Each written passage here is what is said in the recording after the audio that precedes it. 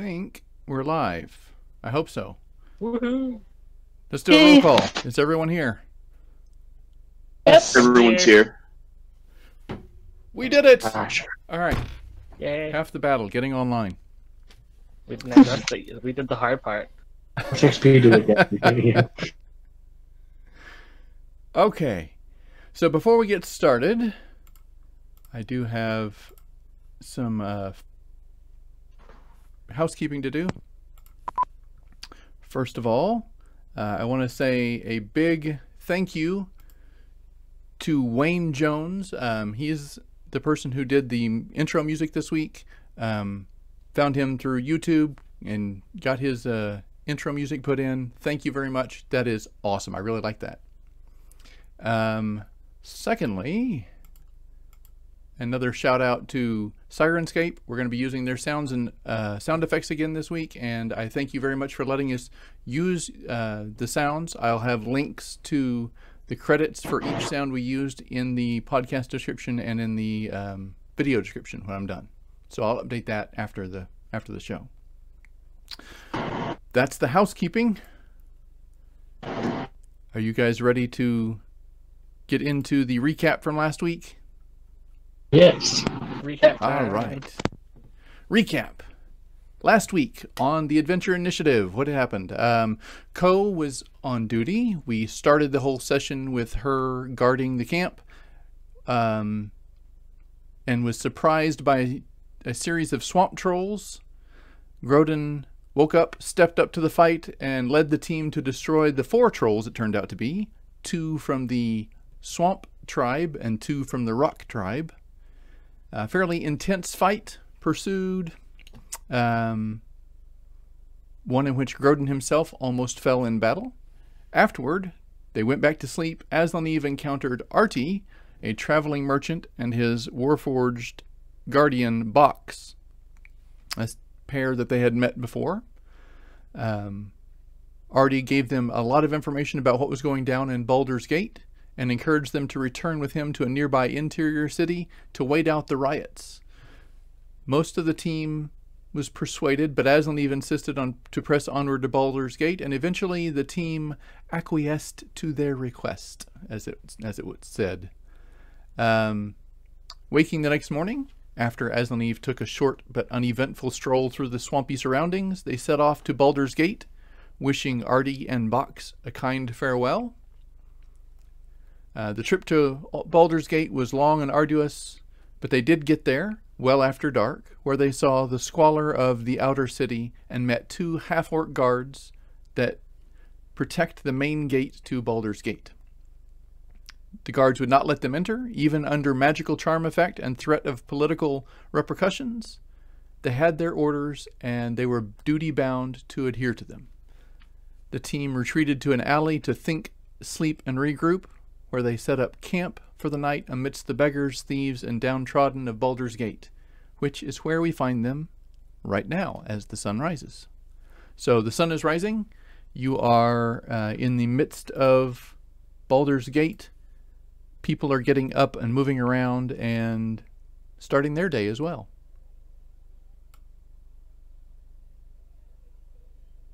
What's the plan to get in, guys?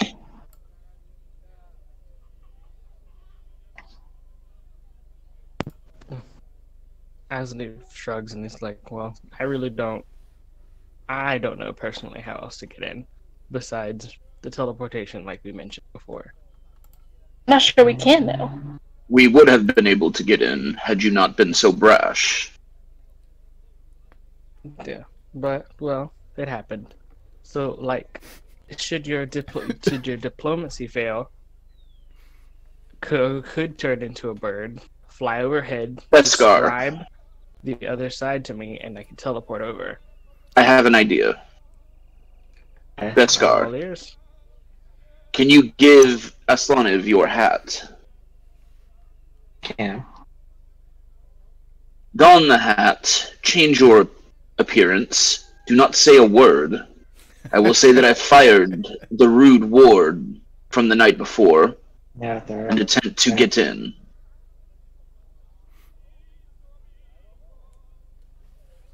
Sounds fine. You're cutting out, Grodan. Yes, that's a good plan. I take my hat off and I give it to Azanu. I want it back. So Grodin yokes up Borko and gets the camp broken down and ready to attempt this again. He's too attuned to it. So it takes you a good hour. So he can do that while we're yeah. Yeah. So it takes you an hour to get attuned to the hat of disguise. You do. You eventually kind of remember. Oh yeah, this is how I've got to think on this kind of thing and imagine this kind of hairstyle, and eventually you start to feel it taking effect over you. How are you looking, Aslan? You now have a hat of disguise in your inventory.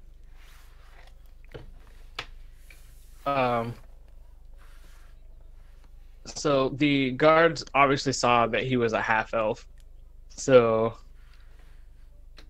he just basically he looks like himself but human. So you lose you should 20 years. probably That's it? change it. You should probably change it a little bit more drastically. Well, I'm not used to changing forms like they do, so I'm like, I don't know what else to turn into. You literally just imagine anything but yourself. Be the innkeeper from Larch or something. You could be Ren. Aslan was like, you're a genius, Grodan. You warned, if you become Ren, I will be impulsive and punch you in the face. You know he is not Ren. Don't punch him in the face. For podcast listeners, Ren was Aslaniv's alternate character when Aslaniv was away. He did not make friends. No, he did not. He made the opposite of friends. He cast Fireball. That's the first time we saw him. He did. Rodin almost killed him like twice. That is true. I'm still gonna kill him. When did we stop fighting him? Okay, so Aslan turns into Rin. All right. A real throw attack. I don't, I'm kidding. So you appear as I believe Ren was a half-elf as well, wasn't he? No, Rin is just a plain old human. Plain old redhead human. Red-haired human,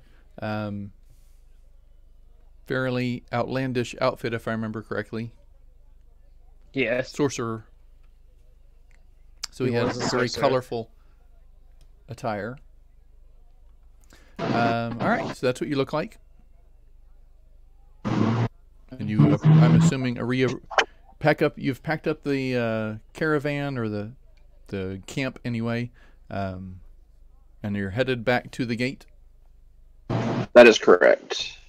All right. I will give Grodan another inspiration and bless. As long as this time Crodan is the one talking.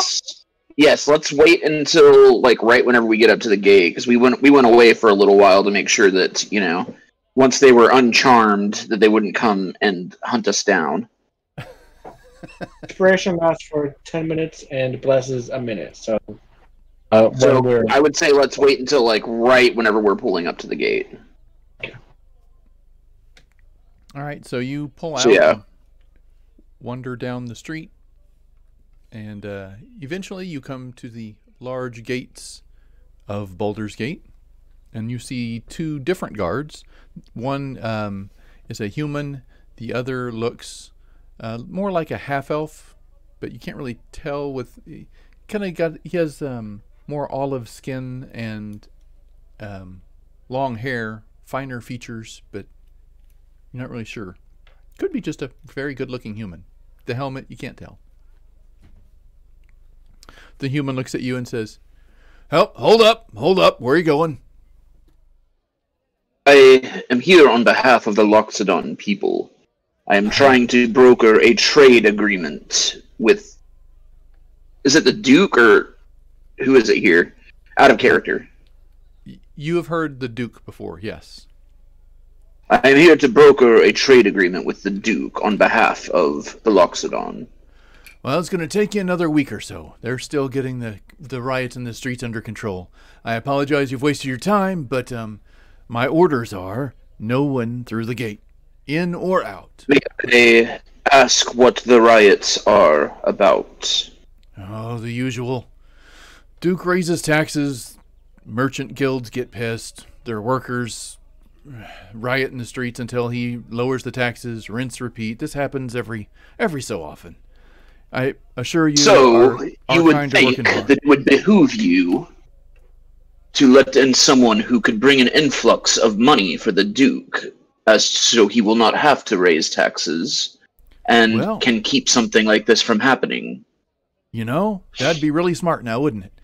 Except I have my orders, and if I disobey my orders, I get, severely punished. Not really looking to get flogged this week or put out in the stirrups, so if you don't mind, come back next week. May I speak to your superior officer? He kind of stretches and flexes, and as he does, you see this glint of metal, put on his armor, like well tacked onto his armor. Do I recognize like the insignia? What rank is he? Like captain, He says, Did we just ask for the manager? You are a captain. Yes, I am. You are not at the head of a rank. You are an upper officer, but you are not the head of the defenses. This is true. And this is as high up the chain as you need to go. You are speaking to an emissary of a very powerful nation who wishes to become allies with you. I hear that, I understand, but I have my orders. My orders are, no one comes through the gate. Not right now. Then can you send a message to someone? He looks over at I would like to speak with someone above you, because... The other guy says, are you good at writing? Yeah, I guess. Why? Take a note, man. All right, hold on. He reaches back and grabs the charcoal and a piece of paper. What you got? I'm going to take a message. You want me to write it down or what? Is this message going to be delivered now? Well, when I take my break, I can run it up to the guard. They can hand it off to whoever they need to, I suppose. Who am I sending it to? While I understand that you cannot open the gate to outsiders, you would think that you could send a message to someone with some sort of urgency. I got the pen and paper, pencil and paper. I am speaking to your superior officer, your captain here. He just smiles at you and says, you want me to leave the gate partially unguarded while I deliver an errand for you. We have our orders.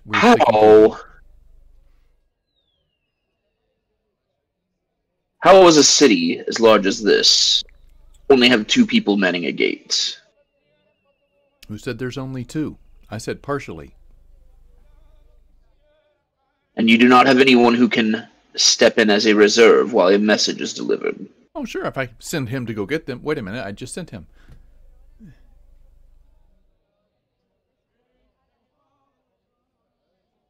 He is saying that it will be on his break, not on...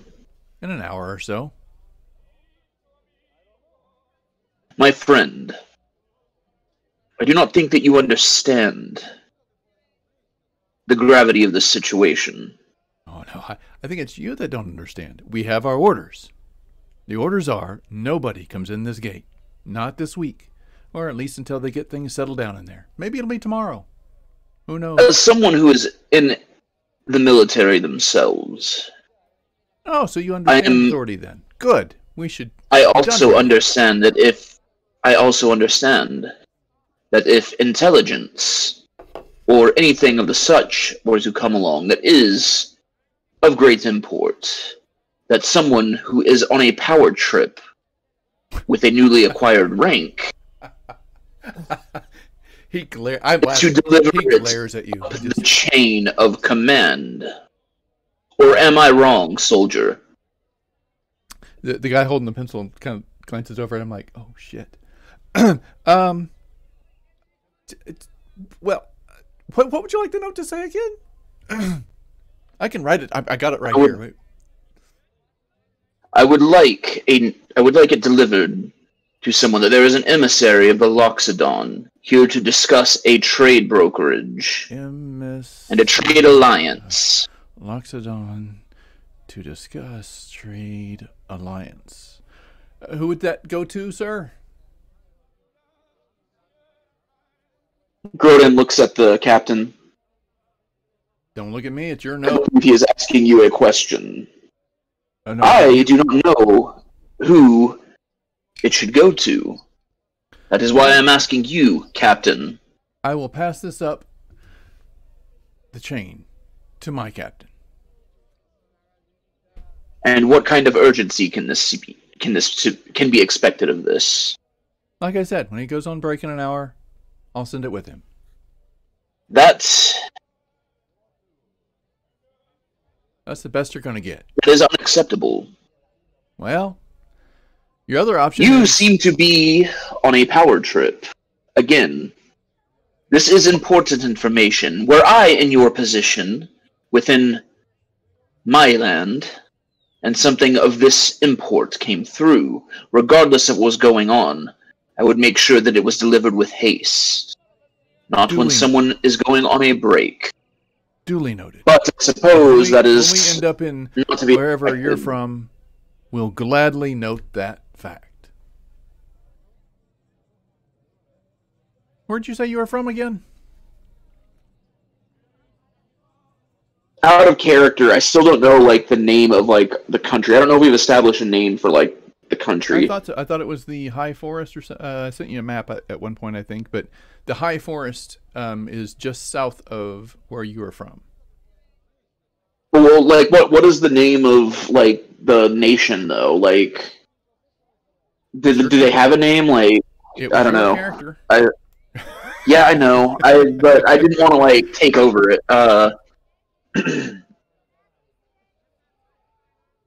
I am from the Loxodon people. We have a very prosperous nation north of the High Forest in the mountains. Ah, glad to hear that. And when we make our way up to the mountains, I will be glad to let the Loxodon people know that you did everything you could. But... What is your name, Captain? My name is Captain Morelius Green.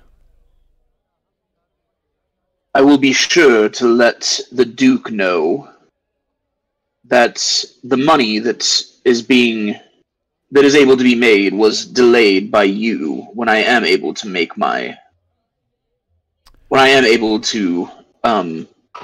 have my audience with him. You fill your boots. Now, if there's nothing else, he grabs a piece of paper and puts it in his pocket or in his breastplate. Do you have a question, Captain? Yes. We had our own messenger bird. Would we be able to send that over the walls with no problem? It's a bird, sure. I'm not going to shoot birds out of the sky. I mean, for the fun of it. I mean, someone might take a pot shot at it, but it wouldn't be me. I just wanted to make sure. Yeah, no problem. All right, so nothing else. I'm kind of blocking the traffic here. Not that there's a whole lot of traffic going on. I mean, you could stand there all day if you want to, but... Grodin's going to back it up, and Stand he here, is going to get down and just stand in front of the captain. I will wait. Okay. Gordon, you want to send a note on one of the birds that we have? Yes, write the same thing that I just wrote to this gentleman and have it sent over You want this to one? someone who has an actual rank. I would prefer to have one with my insignia on it. And send it to the Duke, leader of the guards. I'm not sure that it would get directly to the Duke, but I'm sure that you could Yeah, his have team it. would probably shoot the bird down if someone something flew directly in his window. I'm just saying. It's a little tense times in there right now. I would say try to have the bird find someone of higher rank than this captain. Need help with the riots? We are effective in combat. We can help. Well, there have been quite a few street skirmishes, but I think we've got it under control. We're wrapping it up. A couple dissidents that we've put under arrest lately. I think that's quelled a lot of the arguments.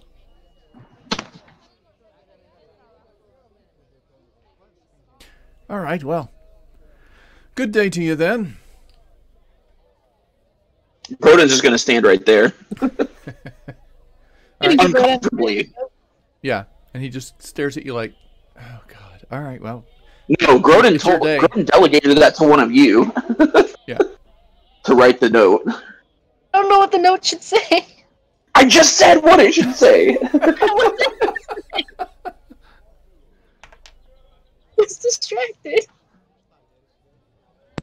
Asani looks at Ko and he's like, all right, we're just going to do this my way then. Oh, Asana, stop. We tried your way and it failed. Ko, I sent you a note this week about the graffiti, correct? Yeah. Roll a perception. And I gotta pull up those notes while I'm thinking of it. Nope. And I don't have... So yeah, Grodin is just gonna stand at attention and, like, make uncomfortable eye contact with the captain. I mean, I could roll, like, an intimidate check, because he is trying to be intimidating while he's doing this, but... And not like... the natural 20. Nice. Not overly intimidating, of course. Very nice. Okay, so you rolled a natural 20. For a total of 28. Yeah, so you see all of the information. You look around. Actually, roll another one just for grins and giggles. I have my reasons here, but...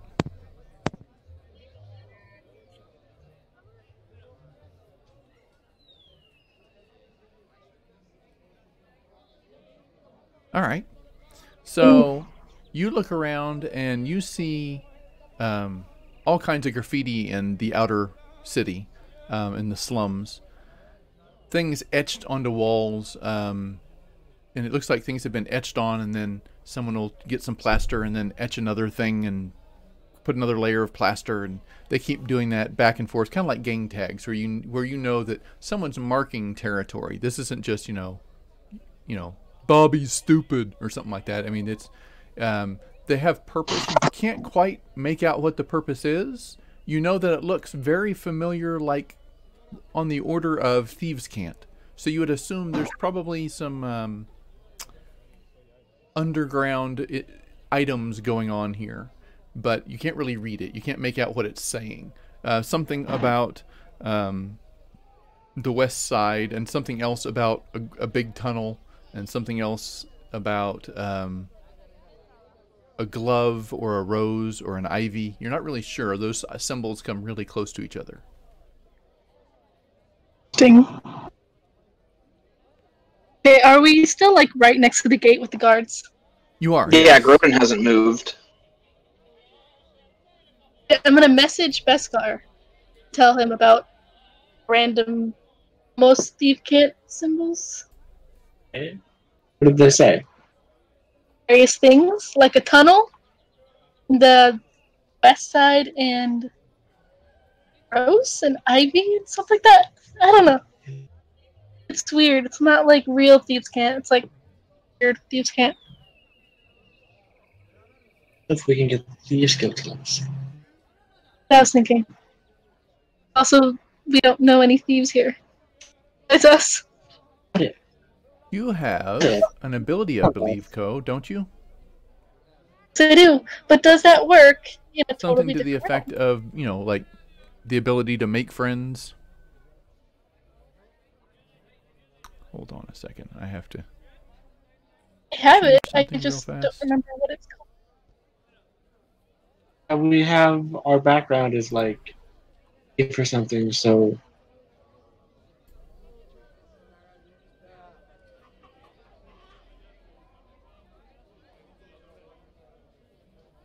And of course my video died. So we're going to have to use Twitch as the primary video feed again. Sorry guys.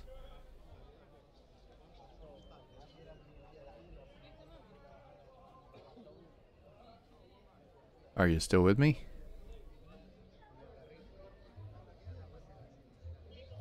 I see my voice going out on the stream. I'm not hearing you guys though.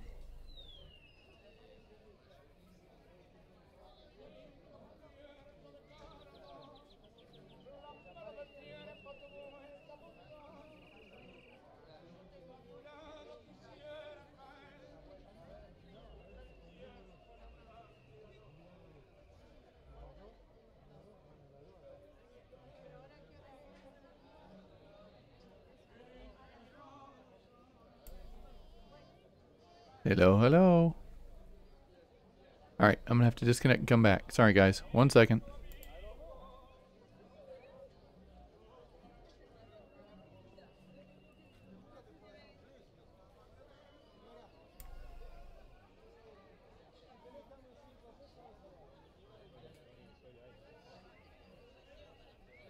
Relaunch Discord.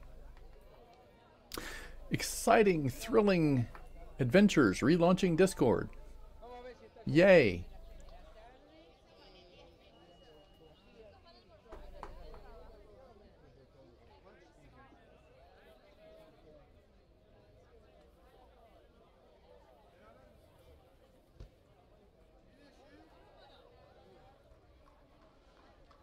We already have one in this group. We can't have more than one. Alright, am I back? yeah, Can you we hear hear us? you. Woo woo! Alright, sorry guys. I apparently fell out of the channel or something. No bueno. Alright, so you got the... What was the last part you heard there, Ko? Pay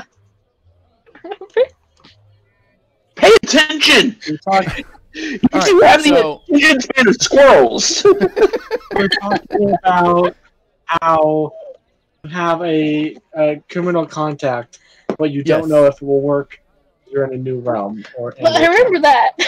Right. So basically the way I understand that is, and I may be wrong, but I'm going to, seeing as you're realm hopping, I'm going to take, it would really suck to have this wonderful ability and not really be able to use it because you keep realm hopping. So I'm interpreting that more as you have the ability to recognize underworld contacts and make friends with them easily. That's kind of how I'm interpreting that. That would make sense. Because I don't want to punish you for taking a really cool ability and then not let you be able to use it just because of my setting. That would be kind of stupid. It says I can get messages to and from my contact. Means I could get it into the Thieves Guild. There is one here. Yep. Can try and do that. Okay. I have the same So you- ability, and yet I was wrong. So you see the Thieves' Cant on the wall, or what approximates Thieves' Cant, and you know enough of it to be able to tell. Let me see what phrases you were. All right. 1, 2, 3. 1, 2, 3, 4, 5, 6. So 1. All right. So you see. Oh, okay. That actually works out.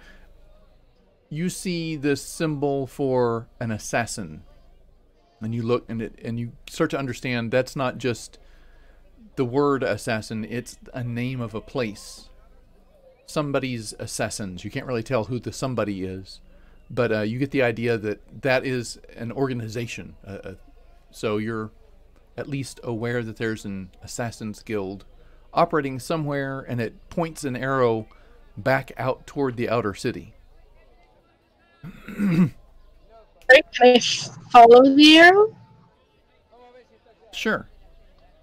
Just go in that direction? I don't know, is that what you're doing? You tell me. So you just turn around and start walking, leaving Grodin staring blankly at the poor captain who is... He's not staring blankly, he's staring intently. Like, And Gordon the can stay there if you want. The captain is glaring back. And they're just locked. Can Grodin like attempt like a intimidation check for like a stare down? Sure. I don't know, like playing like a game of like I don't know, like you know, like the staring game or something. I don't know. Sure.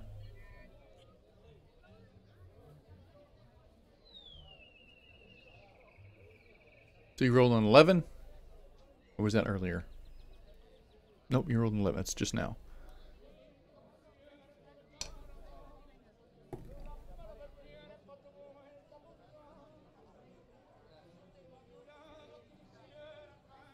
What's the D6 for?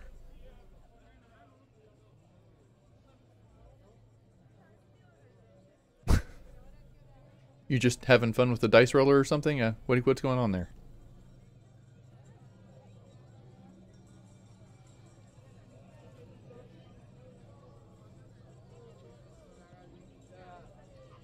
All right.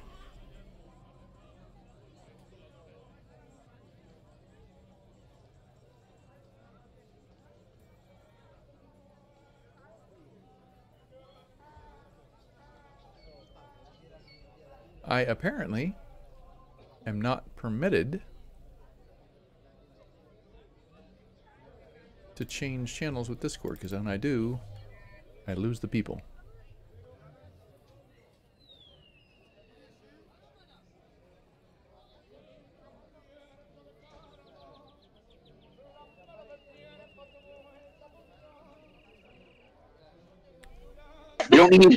We don't need 20 of those. I think in order to get a pseudo dragon, you have to take the Pact of the Chain, if I'm not mistaken. But As a if warlock. you get a mimic as a familiar. Not a That thing. would be cool. It would be cool. It is not a thing. It could be a thing, but then you have to worry about it eating you too. So. Right, so If I keep it properly fed. So I'm following the sign, All right. and I'm gonna ask for any other directional. Did you tell others, or are you just going off on your own? I'm not gonna tell them. Okay, so you just turn That's around. where I knew I saw. Yeah. You kind of winked at your brother, said pineapple, if I remember correctly, and walked away. After Send a message and as they would say, Kill found something. Follow us. Send a message. Actually, why do they have to follow us? It's just be people.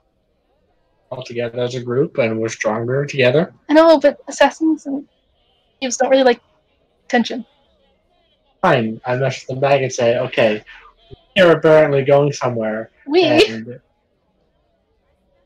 I was going somewhere and does not want me to follow, but I'm going to do it anyways. And we need to not have attention drawn to us, so do whatever you're going to do. We'll be... So Ko wanders off.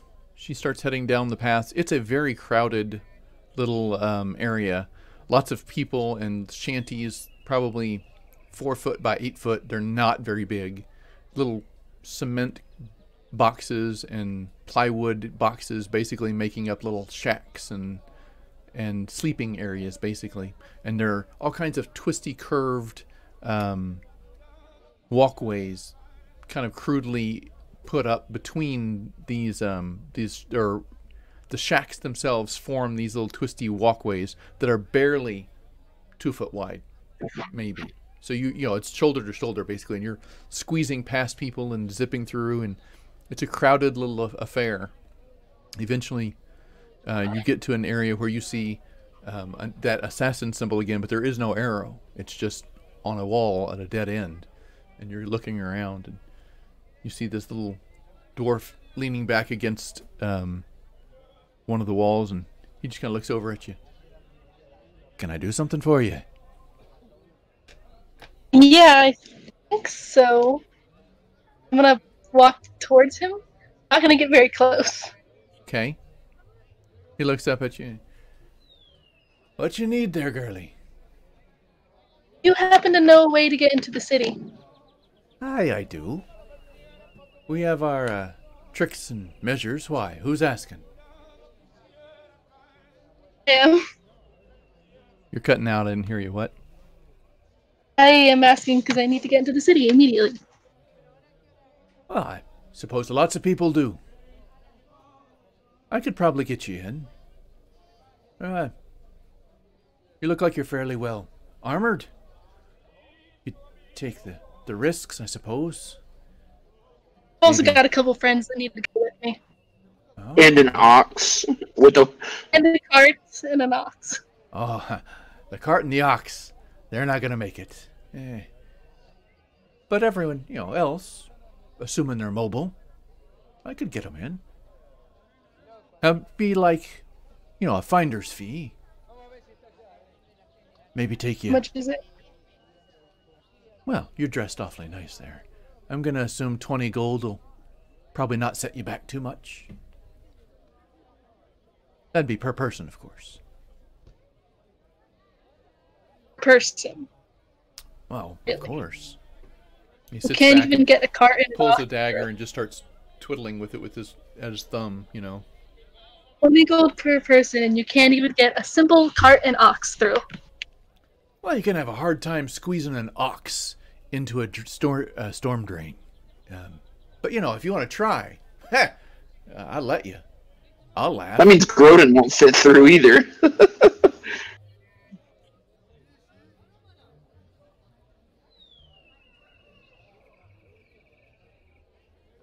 Alright, Just let me know I'll be if you back. want to go. If so, I'll be 20 gold a person. I'll be here all day. I got nothing better to do. I turn around and go back towards the gate. All right. Scar, follow me? Nope. Do you he just actually follow me? It's crowded. You get lost. We lost I don't Best know, Buy. do you? But I'm he talking. said he followed me.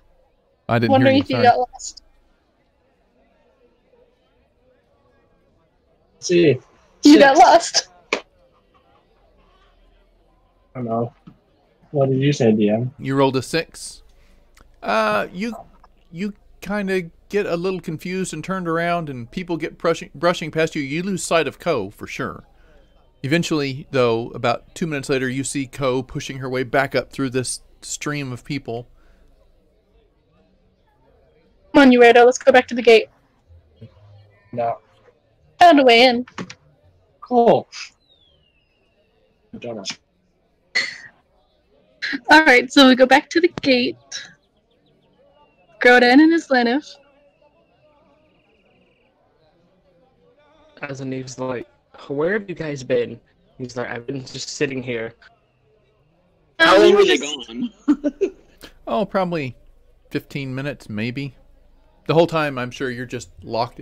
And the captain, he at first he was staring at you doing the whole like, I'm not gonna blink, I'm not. And eventually he's like, screw it. I mean, I gotta watch around, keep guard on everything else too. He just keeps doing that. Groden's asserted dominance then. The message each person in the group say it's the exact same thing. I'm gonna say, found a way in. It's 20 gold. It's through a storm drain, and we can't bring the ox and cart. I would hope that you know that Groden can't whisper to return any of these messages. I wasn't expecting him to answer. Go down to not answer. And I say answer when I message Groden. It's not.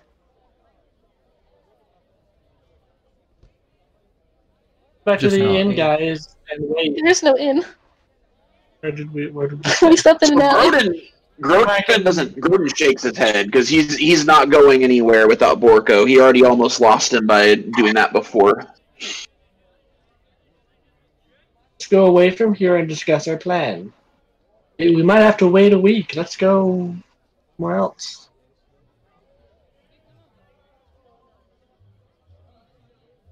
That we need to get out of earshot of the guards, and I message him when I say that. All right. So you guys step away. Yeah, I'm gonna start Groden heading steps away, back and he's like, and where- he tells Groden, he's like, come on, we can't sit here and stare at the guards all day. You say that out loud? Yes. Yeah. Okay. The guard just grins. Kind of like, he doesn't say anything, but he's like, no kidding.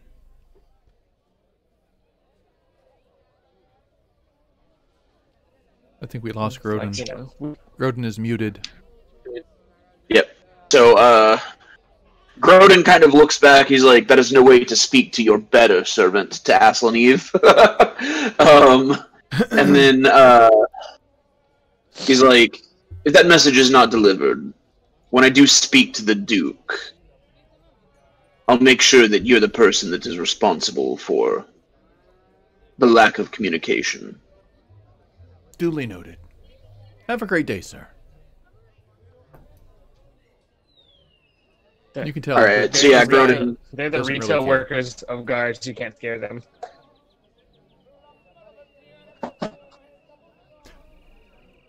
Alright, so where are you headed? Think back to the alley that we slept in last night. Alright, you make your way back that direction. Kids are playing in the streets. You recognize one of them as the one that piled on the cart last night. Tried to If any of them try to get on the cart, I'm going to kick them snag your off. bag. Your coin purse. He just waves at you. Hi! I show him the dagger and smile. He just grins back like, yeah, gotcha. So you get back to the alley. There's kids playing in the alley now, but they see you guys pulling in and they're like, oh, big people, all right. And they scurry on. I feel like this all could have been avoided if Aslaneve were more patient, and we would have followed the Aarakocra to the other town. It's possible. Now we either have to wait a week or go into the town through a storm drain that I'm not entirely sure Grodan will fit in. And I will not leave without Borko. No. We have to figure out something for that. As you're standing there, I think the dwarf walks up behind you. Ah, so there you are. What'd you decide? Well, we are not even sure if he can fit through. I point at Grodan. I think he's enough. He'd fit. Yeah. I am not going anywhere without my Eyes ox. up and down. You want to try to squeeze an ox and cart down into the sewers? You're more than welcome to, but like I said, probably not conducive. Care not for the cart, but the ox is dear to me, and I will not leave without him. We can cast polymorph. Can any of us cast polymorph? You could. Well, yeah, if you have polymorph, yes, that would work. Does Lenov cast polymorph? Or Beskar? Either of you? I know someone's cast it before, because it saved your bacon. I'm asking is Lenov if he can cast No. The person who cast it before was Brindle. Oh, the red wizard, right? Yep. Did save your bacon. Aslan shakes his head. Why would I need to know that? Well, It obviously could be useful in instances such as this. Yeah, you know, polymorph transmutations magic is not my specialty. What about Beskar? Do you know this? I do not. But if we really want to, I could cast Dimension Door and bring the ox with me to the other side of the drain. He is too large for that. What do you mean it's too large? he's a large creature. He's a large creature. Character. Yeah, he's large.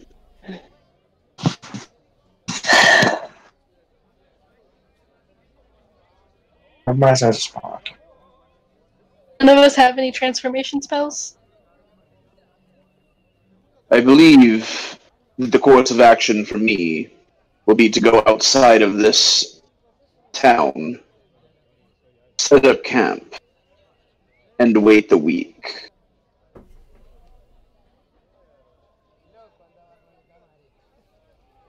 Because only Dan is not wanting to go back to the realm. He can technically wait harassing me, he doesn't have to wait either. We're waiting a week. If you three wish to go, then go. I understand the need to want to get back to your home. See, the thing is, I'm not sure I want to go back. Also, Asleep like turns around. He's like bewildered. He's like, "What do you mean?" We're only trying to get Islanda back here. We're only trying to find our parents, and they're here. we found them, and then we ditched them, and then they're in trouble. So we made a mistake, and we want to go back to Dexlitha, either liberate or at least rescue our parents. You can go back to the other one if you want, though. I can stop you. Yeah, and I think about it, Asleep is the only one trying to get back. This is pretty set on has a mission. The rest of us are doing whatever we want. Our entire life mission is to find our parents. They're not in the other realm. They're here. Not to know, but we knew him like 2 weeks. He's a good friend. I can message him whenever I want. And it's not like that realm was nice to us. Yeah. People here are a lot... I don't know what changelings are. So they're a lot less racist to us. If you're... Well, you also have the benefit of being able to look like races that other people are. So, am I making money today or not? Maybe? I said we would come to you. Why'd you come to us? Yeah. Even though we were here. Because I'm hungry. I would kind of like to eat today. If I'm making money, I get to eat. I will not be accompanying you. Aye. But we If you can get your ox, if you can get your ox in, you still going? get Islam to the portal, and then we come back out and meet up with Rodan. And If I could get my ox in, I would go. then we go back to I got an Bexley. idea. Need to be liberated. You talked about something called a polymorph, right? Yes. That is accurate. If we count him as the 20 gold, that's another person. I could afford to probably help you out with that then. Do you know this about polymorph? No, but I might know some people who do. You're If you interested can in get paying someone them? who knows polymorph, who's willing to do that, then yes, we'll pay you. All right.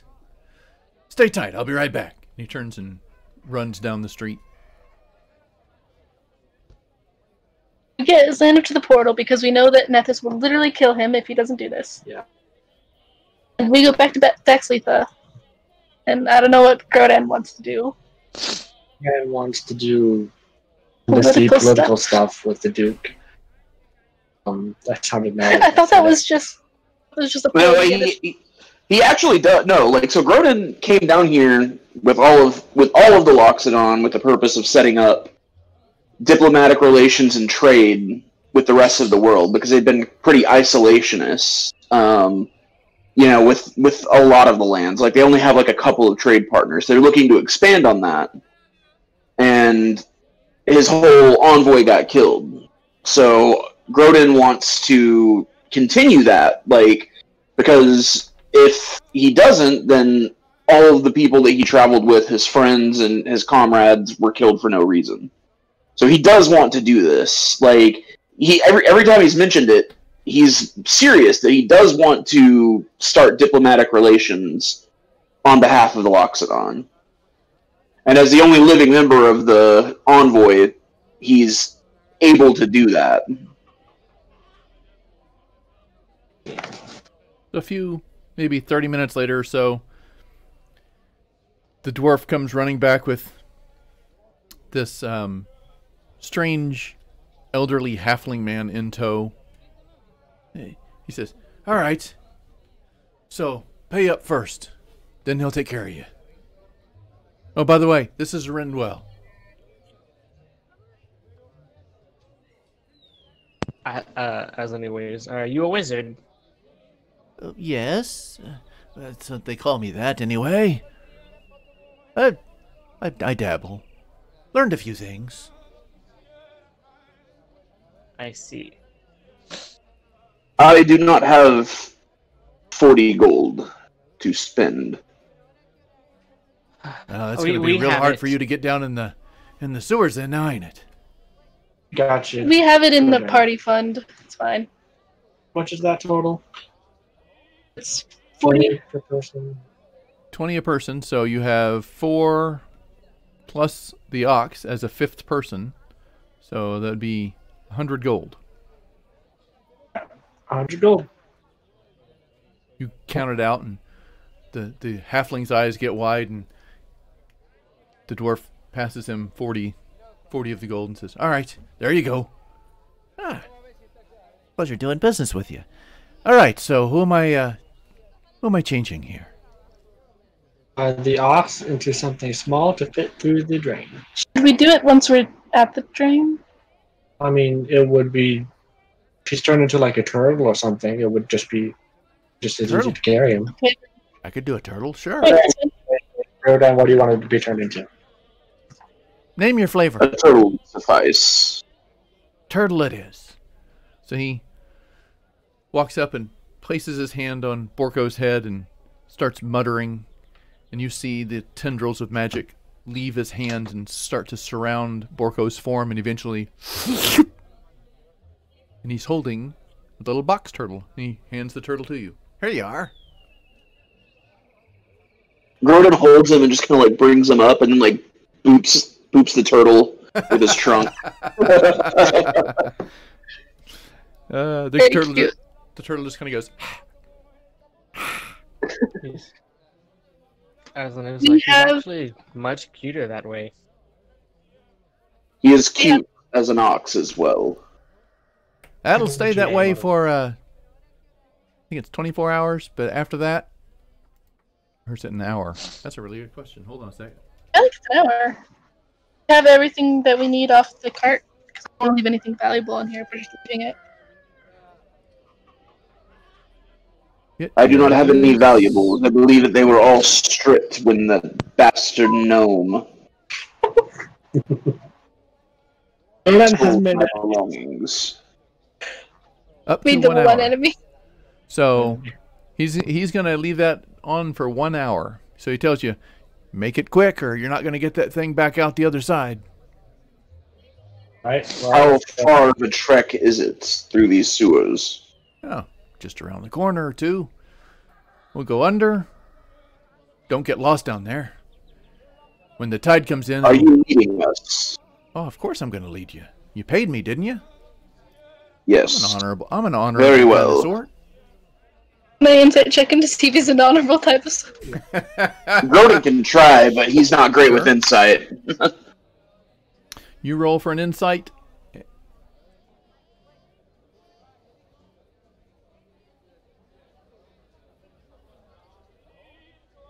Yeah. 23. You get the impression that he's absolutely 100% going to take you where you want, but he's not very honorable. He's more. Grodin thinks he's honorable because. Yeah, he's more concerned about the fact that you paid him and he has to now fulfill a contract. But if it wasn't for the contract, he's not all that honorable. He's closer to a demon level and are like. Yeah. He's got a reputation. You know, like. You know. Keep his word, but also, his word might be stabbing people in the back. Maybe. You know, Aslan is like, we should make haste. Keep an Let's eye on make haste. We only have an hour. Let's go. So he starts heading down, squeezing through the people. It is getting a little more crowded. People working their way to and from. Since you can't get into the market, you see little makeshift markets set up here and there. Little huts that are set up with maybe a box set out front with some supplies in it, and people are haggling over the supplies, and you'll look a few houses down and someone else has set up their little box out there with maybe some, oranges and crackers on it, and so on, just down the line. And people are trying to at least take care of themselves that way. And he squeezes through and, excuse me, coming through. Look out. Eventually, you get to one area where there is a storm drain that goes down into the cobblestone street. He looks around and kind of does this, kind of looking back and forth. All right. Bends down, grabs the grate and lifts it off. After each of you. Grodin will go first. All right. And once he drops down in the sewers, he's going to turn on his torch. And he has Borko kind of like in his little, side pouch. All right. So you all hop in. He climbs in behind you, reaches up and puts the grate back in place and turns. And you see it's a wide, probably 15-foot wide tunnel that goes just in, two directions. One this way, one behind you. It's dark and stinky and dank in here. Grodin is going to get his tarp out, and he's going to turn it into like a cloak that has a hood that'll cover like his face, so he can be a little bit less conspicuous once they get in. All right. The dwarf kind of looks at you like, "What the heck are you?" Whatever. And I am noticeable. Starts headed down and says, "Now you don't want to get lost down here. When the tides come in, these things flood. And you'll get pinned against the ceiling and probably drown. So we need to get through here." I thought you said this was going to be a quick sojourn. If you get lost, it won't be quick. Stick to me and you won't have a problem. So he starts walking down the path. It gets really dark. You have your lamp out, though, or your torch out, so you can see a good 60 feet in front of you. He doesn't seem to use that. Instead, he just kind of runs his hand along the wall as he's walking. Ko, since you are trained in it, you see that there are etchings in the wall. Again, more thieves can't like writing. And he keeps walking along. I will pick up a rock and cast. You gonna pick up a rock and what? What? You're cutting out on me. Cast light on it. Oh, okay. So you have a glowing rock in your hand. So you're able to see quite a ways around you. As you're walking through, the hallway is this curved structure up to the top with sewage and water and junk running at like a little stream in a V-shaped channel just where you're walking. There isn't like a sidewalk like you would see in video games and stuff. It is just a V channel to channel the muck. He turns and eventually you see it comes to this T or a cross where it goes straight and to each side, and he goes left, and that happens probably 3 or 4 times, and he stops and feels the wall and decides to go either left or right, and eventually you get coming up on a doorway, and he slows down and goes, "All right, you have to be very quiet going through here. There's some, well, let's just say some trouble. We want to avoid the trouble." So you step through, Okay. or he steps in anyway. I need a... Grodin follows. I need To roll a stealth check. stealth check for everybody who's following, please. Well, I give bless to everyone except Ko, who probably does not need it because she's the rogue I think and should Rodin not needs it the most. fail. Oh God! That's a 4. Not good, Oh God! Oh. Well, guys. As a new 20. see what else is going on here. 4. Nice. So you guys all go quietly in. Just kind of work your way in. And Grodin comes along and like, "So where are we going now?" And, not even thinking about it. Because, Grodin can't whisper. And at Where? that, Why must we be quiet? and at that, you hear this like slurping sound, and you look up, and the walls. You're in this very wide room, probably 80 to 100 feet wide. It has an arched domed ceiling, and as you look up the dome, you see the walls are just covered in this like slime effect. Inside the room there are pipes that go to and from. They're all rusted out. Some of them are leaking. There are barrels set up along the sides, and you hear like something spewing gas. And as you say, "Why am I?" He looks back at you. Shh, quiet. And starts to tiptoe forward. And I need to roll perception now. 18. Okay. So, at that, I'm going to switch some things around a little bit. Because we are going to roll initiative. I can switch this camera. Why can I not switch the camera? Same slime stuff that we found in the Underdark.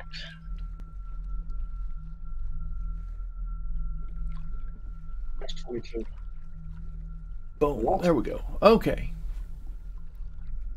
So we have... I need to roll for the bad guys. Right. Me and Groden switched because I've been rolling really high. Yeah. Alright, I got a nat 20. Yeah.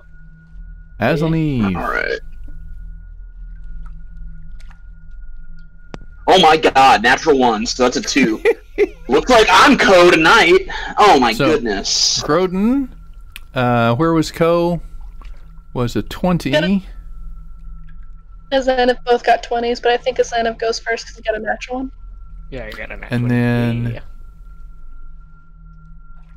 So, Aslanleave, Co, Beskar, Groden... Oh, wait a minute. Where was Beskar? I got 20. 22. Oh, you guys first.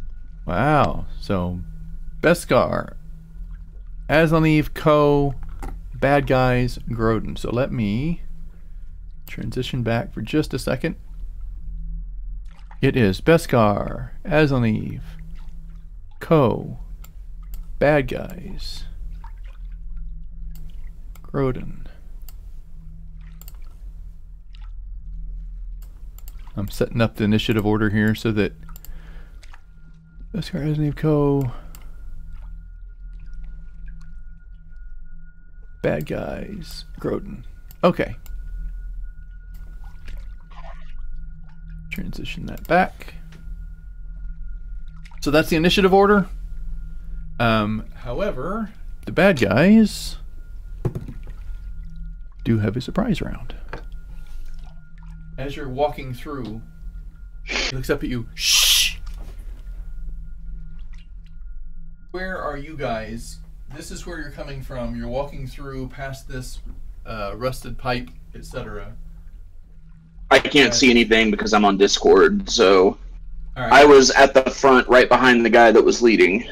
Alright, so he's there. Aslanleave is taking the back. I'm going to assume Yes. Aslanleave is taking the back. Alright. So, I need to move the mic so that I can lean over and you guys can still hear me. Can you still hear me? Yep. Alright. So, as you are there, you hear this, and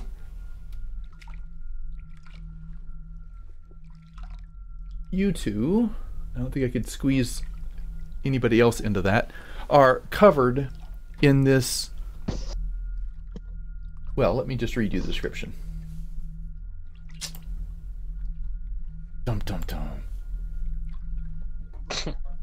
Hundreds of tiny, slimy, gelatinous cubes fall from the ceiling, coating you and the floor with little green and yellow cubes that splat and wiggle and attempt to devour any part of your exposed flesh.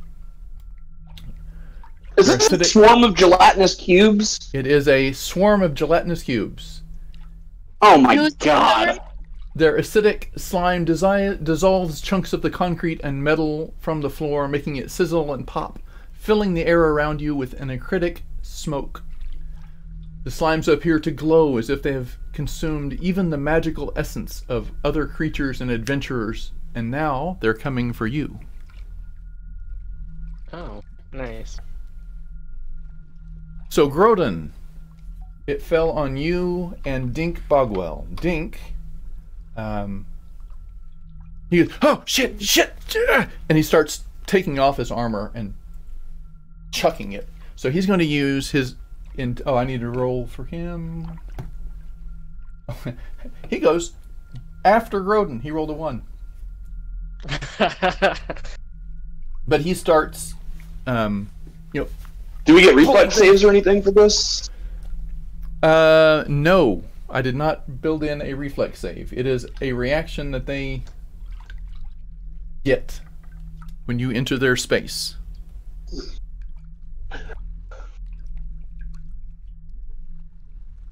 So nothing really happens to you in the moment. When we get to your turn, you have to decide what to do. We'll leave it there. All right.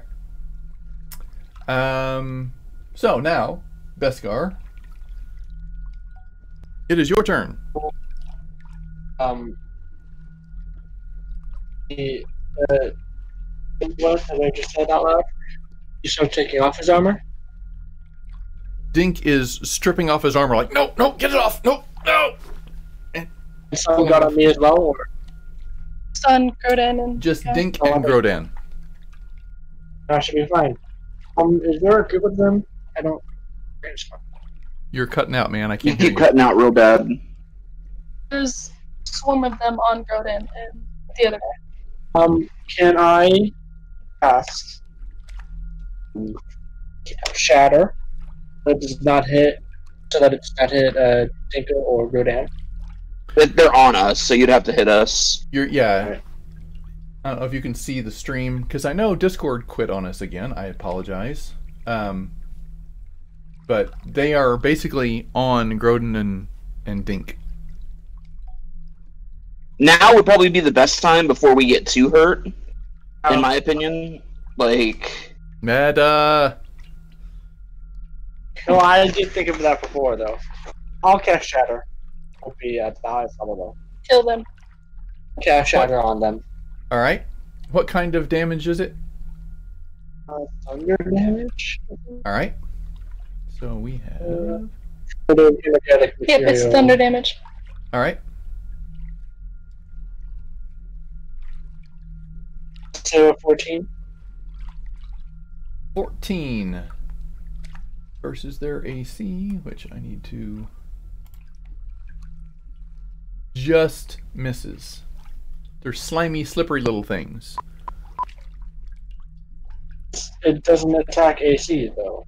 What's it go against? Sorry, that was a DC. I've got to do like a dexterity, right? Let's say a 14. A con? Yep, con save of 14. Okay. Oh, in that case, that sucks, because, well, no, it still made 11, surprisingly, but they fail. I need a con save from each of Dink and Grodin. So Dink, con save, failed. Probably going to be a fail the way I'm rolling the night. Hope not. As a bonus action, I'll give Grodin a inspiration. Wait, Bless is still up, right? Bless is still up. Yes. It'd be just about ending, though, because, 20. 20. Alright, so you succeed. But it's been 10 minutes or so of walking, but we'll say it's it's on the ending moments. Oh, yeah. Also, don't die, because I only have, like, 2 funerary tokens. We'll see. I will try not to die. Those who fail, they take 14 damage. save, get 7 damage. That's a bonus action. Give Grodan inspiration. All right. So Grodan, you are inspired. They take 14 points of damage. My paper out here to mark that off. There we go. And you see little. Oh, but they have resistance. So you see it hit, and their form jiggles and shakes and moves, and they don't seem to squish and splat like you would expect them to. They kind of take it. Oh, they're into it. Gosh, choice. Yeah. All right. So Dink takes the damage.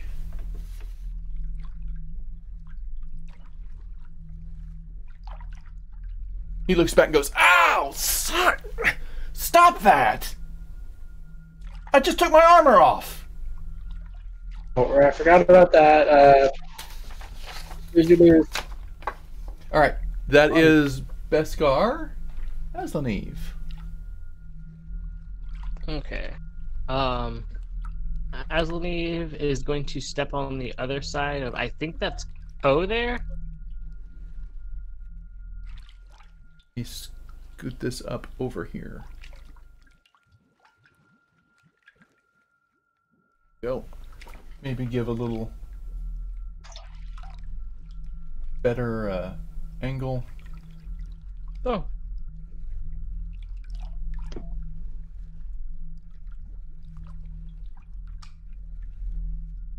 Okay, so you are there. This is Ko. So yeah, you're gonna step up about right behind Grodan. Yeah, on that against the wall there, that space next to Ko. All right, so you stay 5 feet away from the creature, the swarm as it were. You're there. What about it? Yeah, there we go. And I tell Grodan and I apologize for this, and I cast Psionic Blast.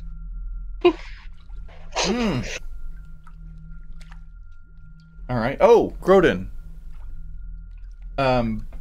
Before he does that, this is actually important to the Psionic Blast part. There is a dexterity saving throw for when they landed on you, because you were right, there is a piece I forgot. So, can you give me a dexterity saving throw? 19. Cool, 19. You succeed. Dink did not. So, that on him. All right. Psionic Blast. What kind of damage is that? And what kind of save is that? It's force damage and a dex save. Force damage. Okay. Ooh. I don't know if I'll be able to save on this one. You got to make a 16 or higher. All right. I'll hold on to that number in my head. He does. He makes it 18. I make it with the bless. So Woo-hoo! 4. That's 17. All right. So what does it do? Describe the effect that you are trying to accomplish. Well, it was, if they failed, it's going to knock the entire swarm back 20 feet if they fail. They succeeded. Oh. That was one of the things I was looking for, but since they succeeded, how much damage did they take? Let me see.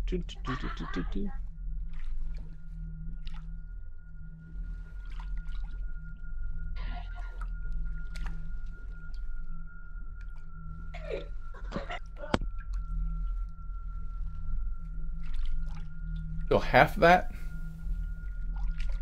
Half that. Half 23. So that is 12 minus 8 is 4. They take 4 points of damage.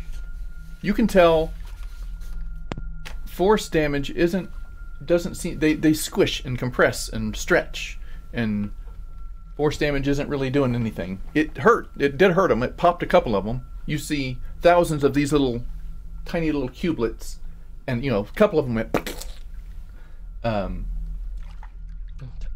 But the majority of them just kind of wiggled and wobbled as the force hit it. Okay. I still do I have any movement left? Sure, you moved about 15 feet. Okay, I'm gonna move. I guess 15 feet away from Ko in the other direction there. Over here. Yeah. All right, you move over by the barrels. You're standing over there by those barrels and looking around.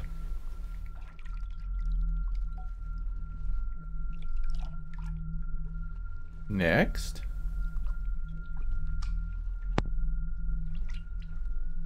That would be Ko. Alright, are these the same creatures that, we had inside Dark? As Lenev said that we shouldn't slice because it makes them multiply or something? You don't know. They're little green gelatinous. Looks like someone diced up a whole bunch of jello and threw it on you. Alright, I'm gonna cast Fairy Fire. Alright. It's a 20-foot cube. I'm gonna center it on the gelatinous mass. Alright, so it's a 15-foot circular mass, so you definitely get all of it. Need a dexterity saving throw. Everybody that's inside the range has to make a dexterity saving throw. Alright, he rolled. So is that Grodin? Grodin, Dink, and the Swarm. 20. Maybe I got all my co-rolling out of the way. Alright. For anybody who's new, Co usually rolls really poorly, and Grodin usually rolls really well.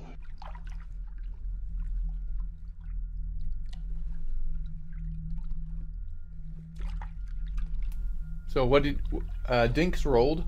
The other guy. What's the target though? Target is the gelatinous cube. No, I mean what target? What's the DC? It's 15. Okay. It's how much? You're cutting out on us. 13. 13. The Dink makes it. The gelatinous cube does not. How much damage is then assigned? Actually, not damage. It just means that everybody gets advantage on it. Oh, all right. So Dink does not have advantage on him, but the cube swarm does.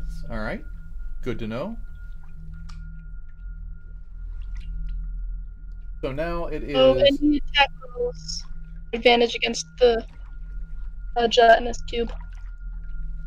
The cube swarm. Yep. All right. So the bad guy's turn to go now. It's going to.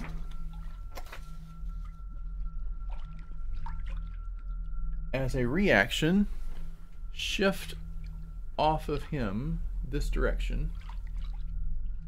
It's going to go that direction. Going to leave Grodin alone.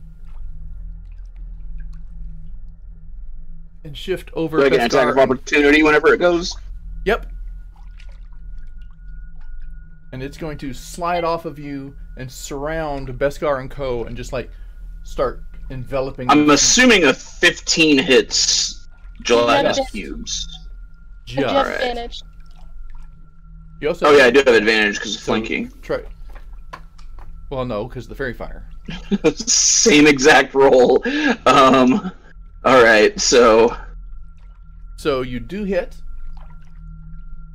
Are you slicing, or what are you doing?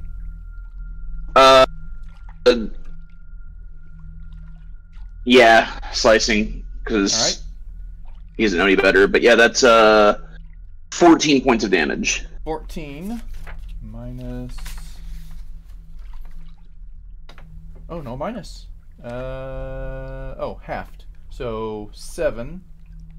They take 7 points of damage, and you, Mr. Grodin, as you slice through it, it goes and splatters all over you, doing something called where'd it go?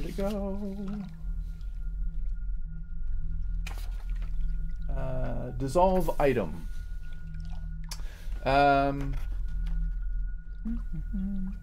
It's going to go against your AC.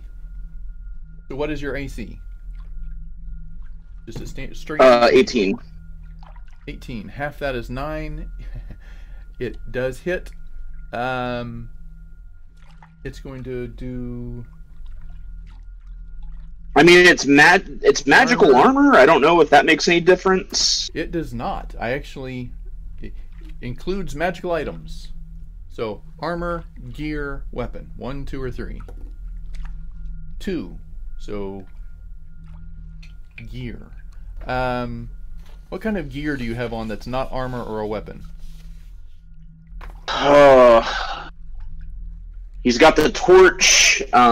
He's got the immovable rod. He's got What do you have out? You have a ring, right? The torch. He's got the ring. He's got the necklace. Okay. The amulet. Yeah. Yeah. That's So 1, 2, pretty much it. 1, 2, or 3. 3. Hey, So, amulet. It hits the amulet, and you see the amulet dull slightly. What does the amulet do for you? it's the Rage and Malice amulet. Ah. So you see this, it goes and splatters against your chest, and the amulet that's hanging there dims slightly, and you see the smoke come off of it. It looks worse for wear, like it's got a bit of a dull acid etch look to it, but it's still glowing. You think it would still probably work. What?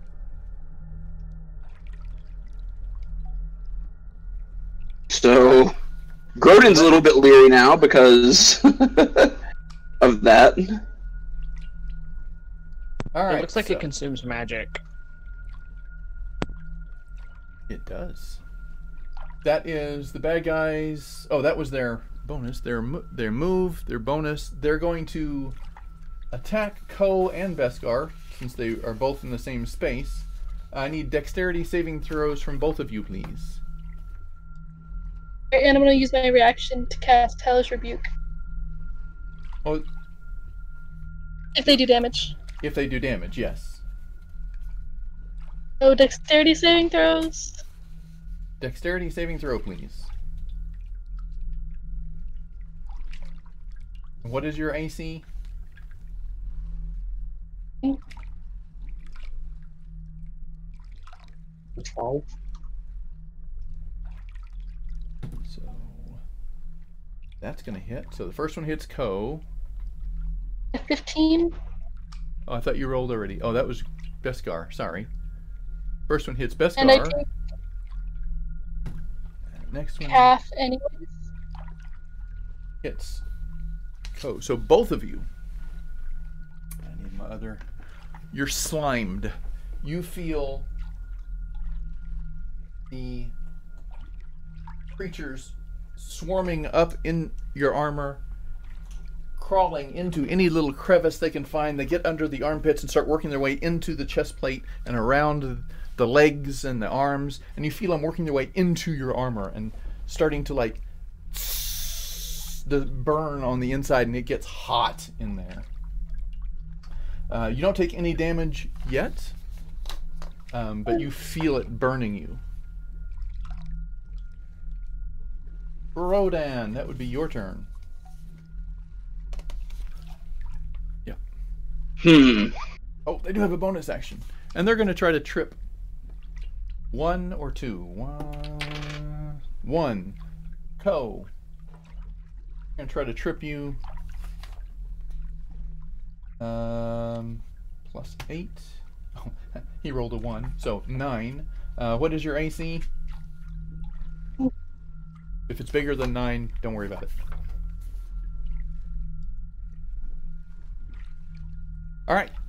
So, Grodin, it is now your turn. Dink shouts over at you. Don't let it touch your skin! They burn! What should I do? They seem to try to destroy my items. You got anything cold? No. Kill it! So Grodin... he doesn't know what to do because he's got a relic that he doesn't want damaged. Ko has tons of items, weapons. Way too many. Yeah, but Grodin doesn't have them right now. You can ask. And he's not gonna... As a free action, you can shout up to 6 seconds. Ko, throw me a weapon. I do not want to damage the War Master's blade. On her turn, she can. On my next turn. Are there any of them on the ground? They're all over the ground. I guess Grodin's just gonna try and stomp them. Okay. Alright. So that would be a bludgeoning, I assume. Especially with big, meaty mutts. 18. That will definitely hit. And you do your strength modifier plus, and I'm going to give you a d6 just because. Plus 2. There you go. So your strength modifier plus 2.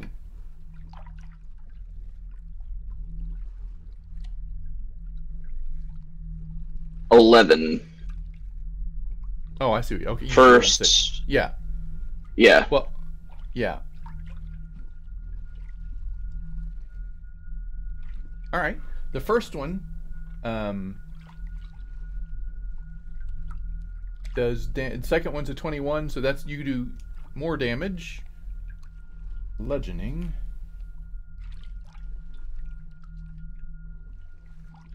They do splatter.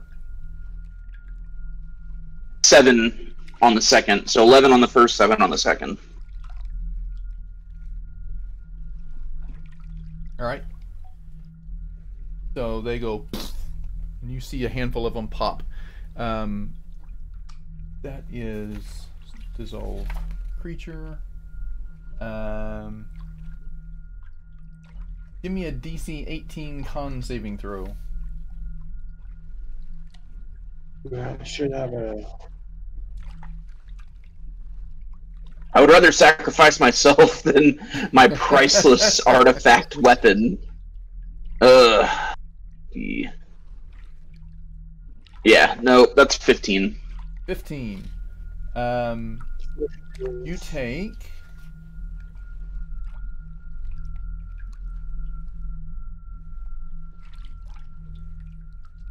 2d6 acid splash. Okay.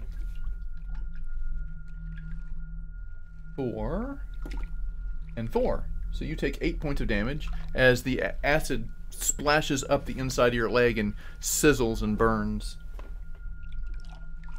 getting just behind the armor. And they take... You killed a few of them, so... Oh, 2 of them. Squish them. Alright.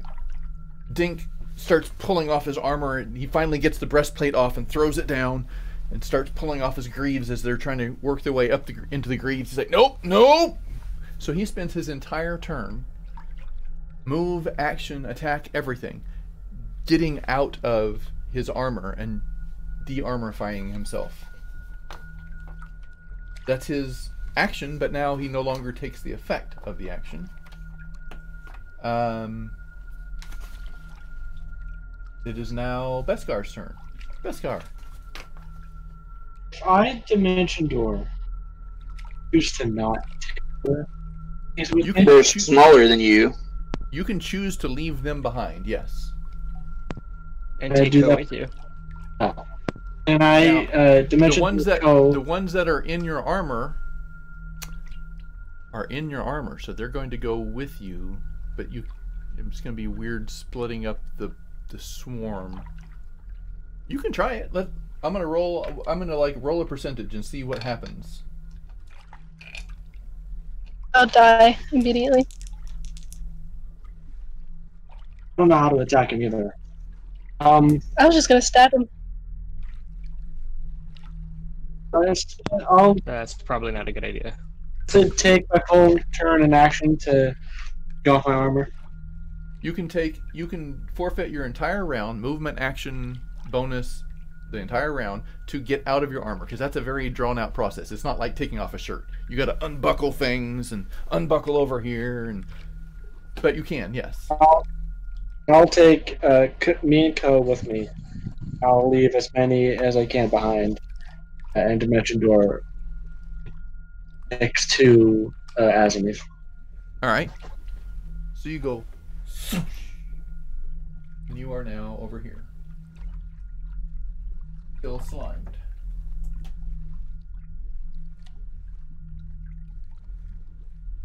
All right. Bonus action, or do I? So that is your action. And as a bonus action, I will give a healing word to Grodan. All right. Roll it up. That's a good move.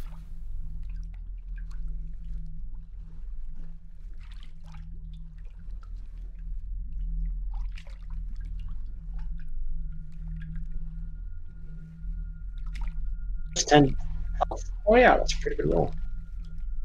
That's pretty good. Right.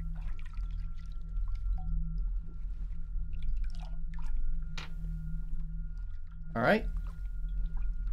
That is Beskar. It's Azlanev's turn. Okay. Azlaneve, hearing that when Dink said use cold, it's the first time I've ever used this spell since I took it as on one of my level up, but I'm gonna cast Ice Storm. There you go. Now that they're out of the way, that's a perfect time to use it. It needs to make a dexterity save of 16 or higher. Ooh. It isn't. It is moderately dexterous, so let's see how it goes. 13 plus 2 is 15. They fail. It hits in a 20-foot, not a cone, but a 20-foot cylinder, and the area, right on it. the 20-foot area is now difficult terrain. Ooh, okay. Okay, and they're gonna take 4d6 cold damage plus 2d8 bludgeoning damage. Oh, all right. So don't even roll the bludgeoning. They're immune to it? No, they are resistant to it. Plus, they have, after the resistance, damage reduction. Oh, okay. So basically, I mean, you can roll it. It's not going to affect much. Okay. Cold, however. So, 16 cold. And for shits and giggles, 9 bludgeoning damage. After that is, we'll call it 4. Minus 4, yeah. That's what I thought. But all right, so now you see you've killed quite a few of them, and their numbers are reduced, and they start thinning out a little bit and scattering and trying to figure out what to do. That cold sent them for a tizzy because they have, until now, not really experienced a lot of damage, and that really hurt. Also, on that means their reduction would have gone down to 2, and they would have taken more damage. Damage. There you go. All right. And I'm gonna move 20 feet down because I do not want to be in that circle when they come back this way. So you're gonna hide underneath the camera there. Let me move the camera out the way. All right. There you go. That is what we're seeing at the moment. And that's my turn. Okay. Co, it is your turn. Alright.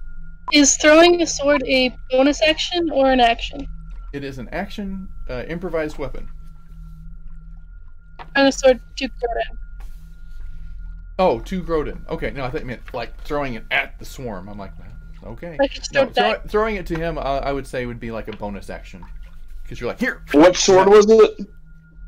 Just a normal short sword.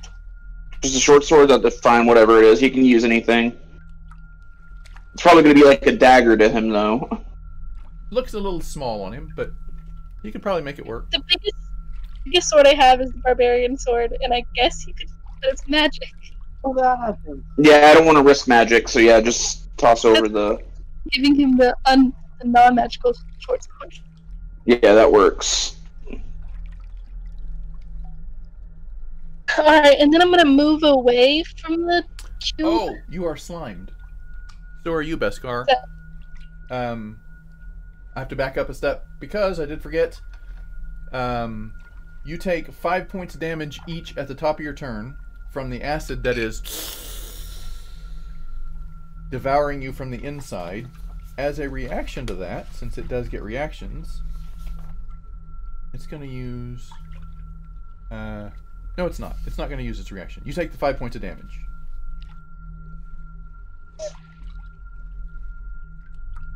Sorry. Alright, I'm gonna back up and I'm gonna shoot him with my bow and arrow. Alright. Piercing damage. I don't know if that matters. Piercing damage.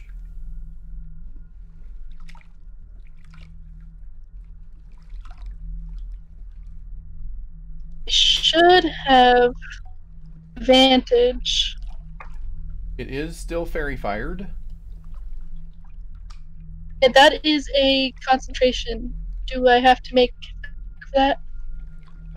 5 points of damage, I wouldn't assume so. I mean, no. If you take like 10 points of damage or more, then we're going to start rolling, you know, starting at that level. But The natural 20. natural 20.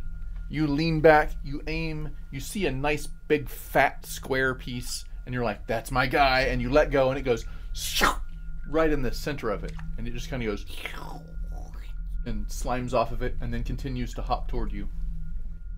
That's with sneak attack. Oh, with a natural 20, does the sneak attack double, or is it just... It also doubles, but I will tell you, it did no damage to him. It pierced him, and he just like reformed around it, and is still kind of hopping toward you. I wasted a natural 20 for that. Yes, you did. I'm gonna roll it. I roll it. I just want to. Immune to piercing. Oh, you would have done so much damage. No. Alas. She would have. She would have. Oh my Oh goodness. my god, That would have pretty much decimated the... Yeah. everything I have is... Yep. That was my action. That was your action. You have a bonus and a movement. Use the bonus to throw the sword to go Oh, that's down. right. You did. So you have a movement. And it moved away from the up to throw the arrow. So you want to move further away, you said? I'll just stay like 20 feet away from it. You're 25, so you are far away from it. Good. All right. So now it's the bad guys. As a reaction, since you are both slimed, he's not slimed because he got out of his armor. Take his slime off. He's now armorless, but he's not slimed. You, Beskar, and Co. take Dissolve Creature. For any creature under the swarm tactic effect, the swarm can emit an intense amount of digestive acid to consume the creature from the outside in. I need a con saving throw, please. You do have Beskar's blessing on you, I believe. Does this count as an attack that I can use Hellish Rebuke on? Yes. Alright, so I'm gonna that after I roll for. Yes, we have to do that after that. But what kind of damage is that? Fire. Fire. Okay.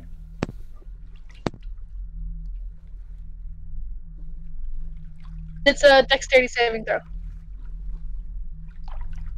For you, yes. No, Constitution. And for them, it's Dexterity dexterity. Yeah, for them. Got it. Save of 1. 7. I rolled a 7. Okay. And so you're going to take the full amount. Beskar, what did you roll? What's the saving? Constitution. Constitution, please.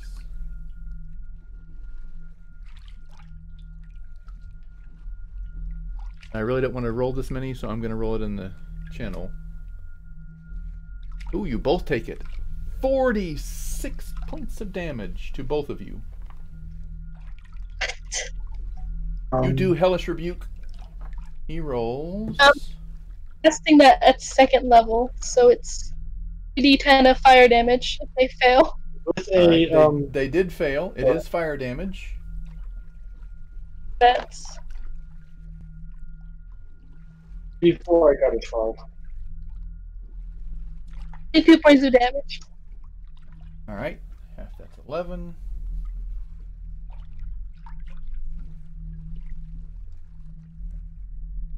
Happens to me if I fail. Dink sees this smoke pouring out of your armor. Just like, get out of your armor!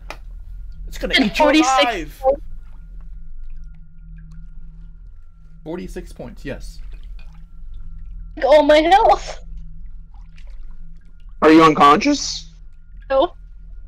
Like, I'm at 9 hit points.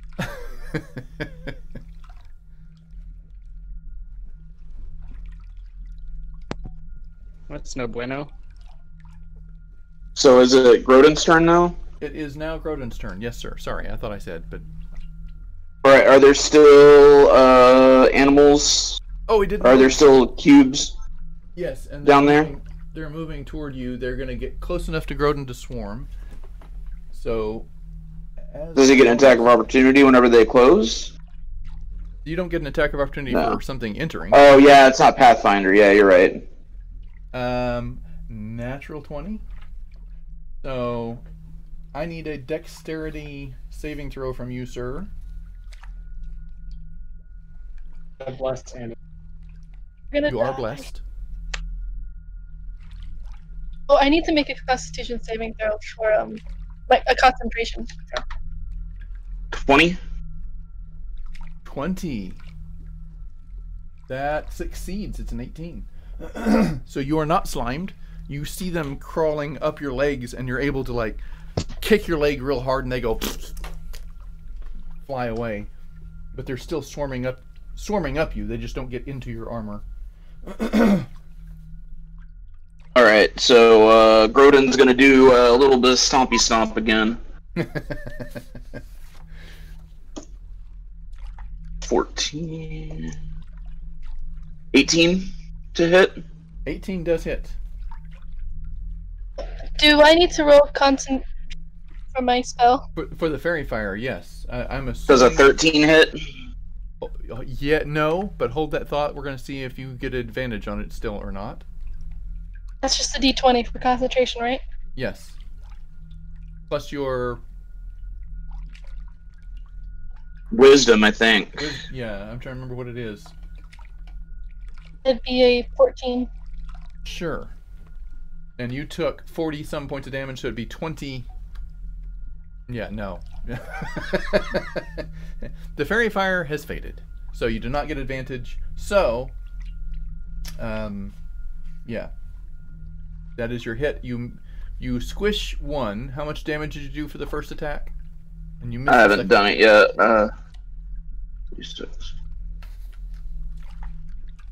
7 points of damage. Wait, yeah, no, 7 points of damage. 7. All right, marked. And that's bludgeoning because he's stomping him. At which point you splatter. Who's within 5? No one's within 5 feet except you. So Grodin, you. Acid splash is just going to go straight up against Con. the AC. Nope, just versus your AC. 7 plus 8 is 15. It's a miss. So it splashes on your armor and sizzles, and you're like, no, get off.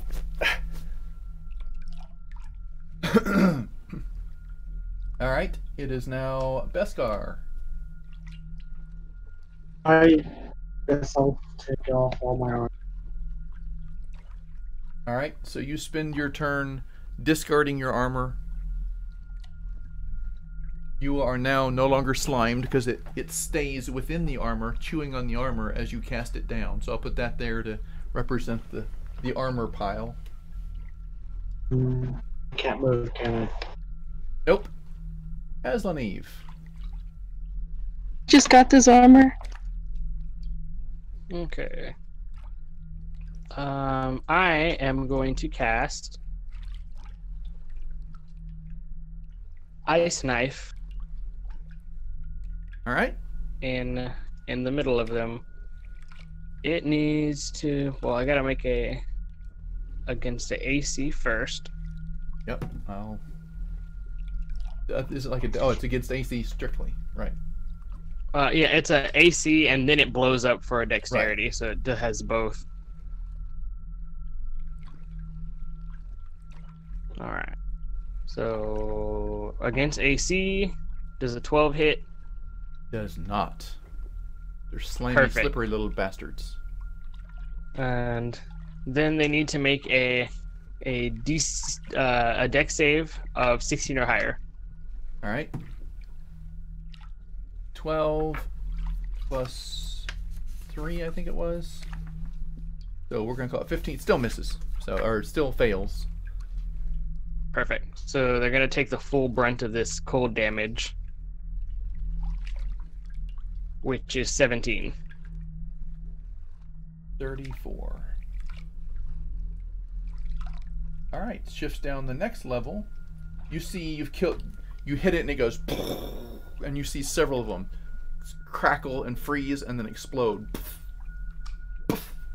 And so many of them that now they're like scattering and thin, and there's not as many of them, so they're scattering a little wider, making them actually easier to hit because before there were so many. As you would hit one, it would just go and get pushed right back in place. Now when you hit one or squish one, they scatter, and so they're easier to at least get off of you and move around. Probably even easier to kill. Woohoo! All right. And that ends my turn. So that is now Ko's turn. Am I still slimed? You are slimed. My turn, taking off my armor. My brand new armor that I just bought. All right, so you kick your armor off, pull the buckles, and get out of it. Throw it on the ground. Or you don't have to throw it on the ground. You can keep it if you want to try to find a way to tell me how you're keeping it. But you are Sit out it on of the it. ground. All right. So it is now the bad guy's turn. He cannot attack you with that. So it's going to do 3 acid spits against AC. So it's going to be Dink, Beskar, and Ko. Dink. I didn't write their dex bonus on that. So 15 against Dink is going to hit. That's 2d6. 1, 2. Seriously? Plus.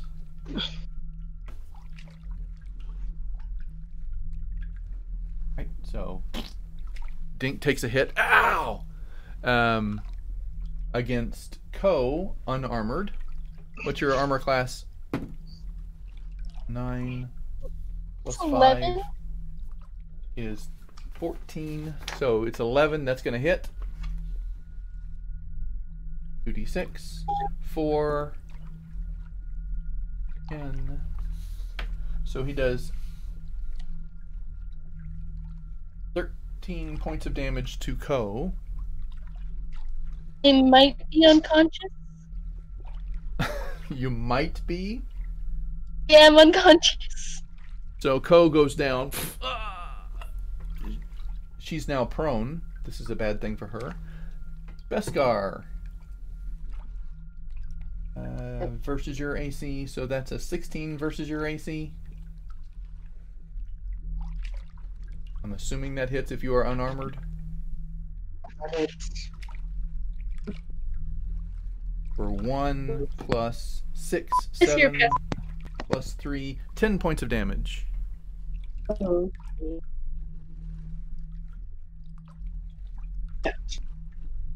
I can't hear you. We're having audio issues tonight. Are you down? Yeah. I'm not down, but... Not down. Okay, good. Alright, so it spits at Ko and she goes down. It spits at Beskar and splatters all over him, but he stays standing. That is its attacks. As its bonus, it's going to attempt to trip Grodin, which is versus AC. 22 hit. Yep. You take 1d6 damage on the way down. 2. You take 2 points of damage as it swarms around your leg and pulls. And you are now... So there's no save or anything on that? Like a strength save or anything? I think it was against your AC, that's why. Yeah. Oh yeah, that makes sense. So I take 6 points of damage? You took 2 points of damage. And 2 points. Make sure I... Yep, nope, that's it. Versus AC. Not sure why it was written that way, but... and you are now considered prone. Hold that thought. You have an ability that does not allow you to go prone or does not allow you rough terrain. I forget which is which. It's Ring of Free Movement, so I can't be paralyzed or I'm not affected by rough terrain or can't be restrained or anything like that. So you are prone in the pile. Good to know. He's not dead, he's just I don't prone. I don't think that's good. That's probably not good. So is it Grodin's turn? It is now Grodin's turn. Alright, Grodin's gonna stand up. Alright, I need a dexterity saving throw to stand, because you're in the pile.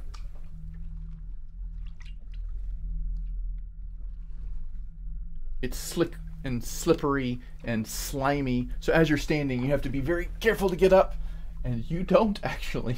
You slip and fall. You needed a 10. Oh, 9. Still so close. You slip and poof, fall back down. You can use the other half your movement to try again. Can I crawl out of it? Or make an attempt to, like, roll out of it? Sure. You can move at half speed, so you'd get 5 feet. You'd just be on the edge, but you're still prone at that point. Or you can attempt to stand again. Well, like, I guess the idea that he wants to do is, like, kind of do, like, or attempt to do, like, a tactical roll and get out of it, and then, like, you know, pop up out of that, but I guess that would be another dex check. I don't know. Yep. Or athletics. I don't know. Be dex.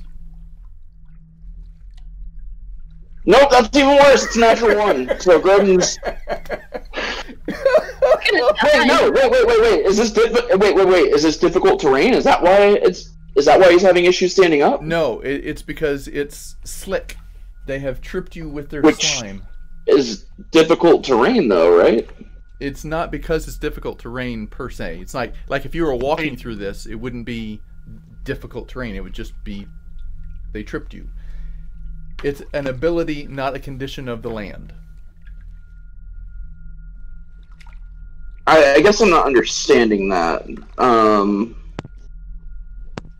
It's not classified difficult terrain. It's just they use their snot to trip you. Well, they use the ability to trip me, but what is that like? Is it an active ability that's still keeping him there, or is it a terrain effect now at that point? It's an active ability. You've been slimed on your feet, basically. Your feet are slippery.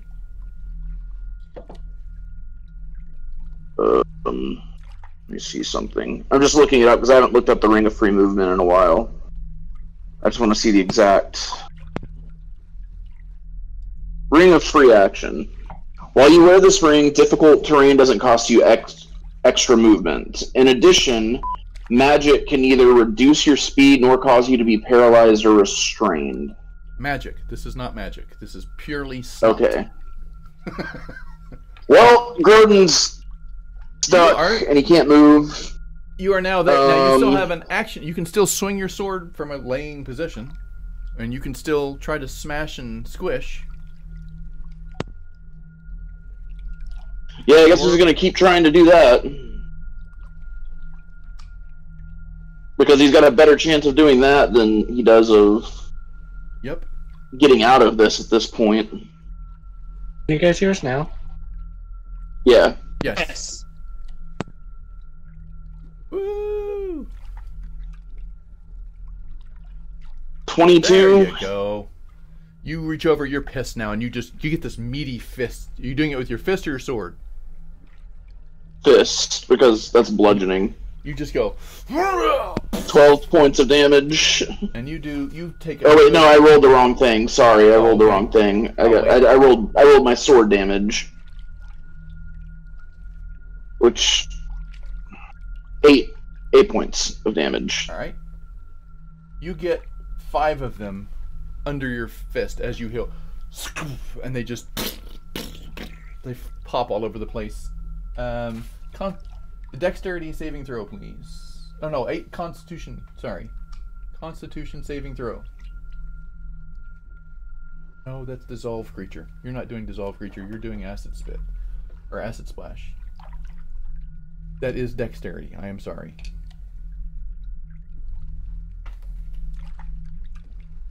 Nine. Okay.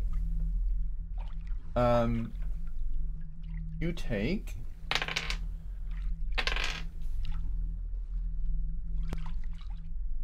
3, so 9 points of damage. So he hit on the second attack and also did 7 points of damage. Alright. Another dexterity saving check, please. How much damage did I just take? 9.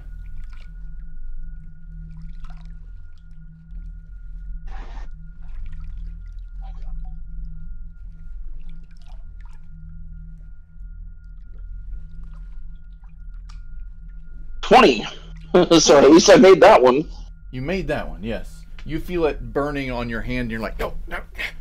You shake it off, and the cubes that are trying to eat your hand go and fly off. All right. Ko is down, unconscious. Beskar, it is your turn. I will cast Shatter on the mob at a really high level. Con 14.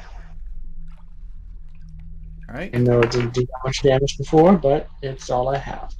14 is what they rolled. I think that's Is that half damage then? Half damage.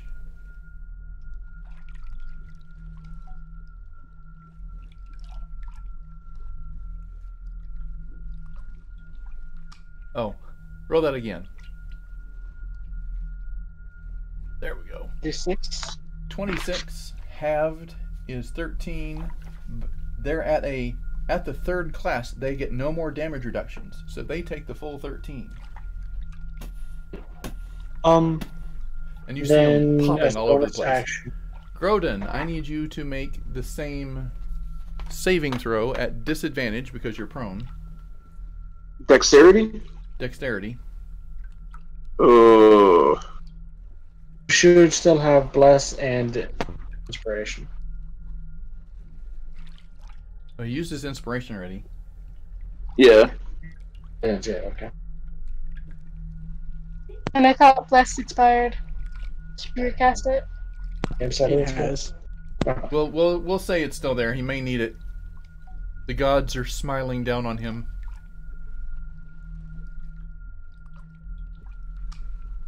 For that first, that's 11. Oh, no, 14 was the target, wasn't it? You fail. So you take the full amount. 26 points of damage. I did not realize that Gordon was in the zone. He was buried. You didn't see him for all the green goop that was sitting on top of him. But yes, he was. Ooh. If Groden had a sword out right now, he'd be glowing. All right. As a bonus action, I will. As you did that, you and it shatters, and there's very few of them left now. You see maybe 30 of these little cubelets hopping around, trying to find the nearest piece of cloth, armor, whatever to chew on. There were a good couple hundred. Now there's about 30 of them. As a bonus action, I will heal Ko.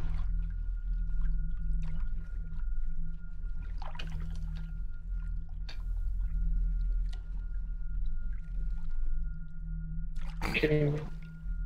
How are you writing it? I keep on doing it wrong. Instinctively put exclamation point and then a D. I'm supposed to be doing 1.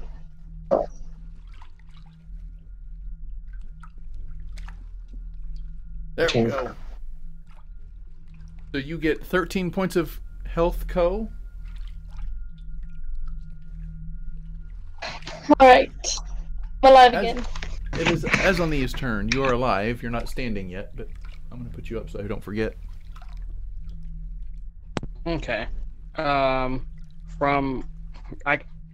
Scanning Grodan, does he look really beat up? Or do you think he'll be able to survive another blast of magic? I would say probably would. Yeah, Grodan's in rough shape. Like, under 25% health? He's very yes. It's okay, we'll pick you back up later. I cast, Can I kill him again? I'm gonna give it a team member. I'm gonna do a lower powered spell, so it's okay. How many of us are you going to kill before you stop? I cast Ice Knife, but I cast it in the corner that towards the hall, and it has a 5-foot radius, so it'll hit it without hitting Grodan. That is true. You will hit your remaining 30-ish. The other ones abandon the 2 piles of armor on the floor, the 3 piles if you include his armor, and start hopping toward Grodan.